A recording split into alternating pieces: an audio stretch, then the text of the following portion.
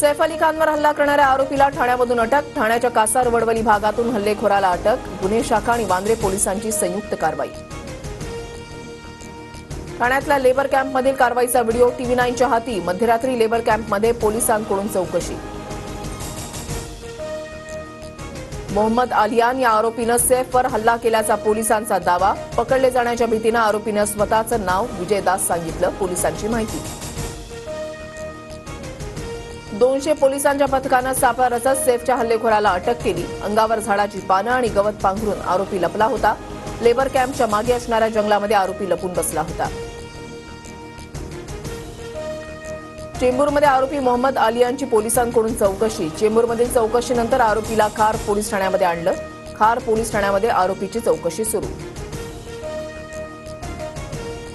सैफ अली खानवरील हल्ला प्रकरणी सकाळी 9 वाजता मुंबई पोलिसांची पत्रकार परिषद. सैफ अली खानवरील हल्ल्यासंदर्भात पोलीस माहिती देणार.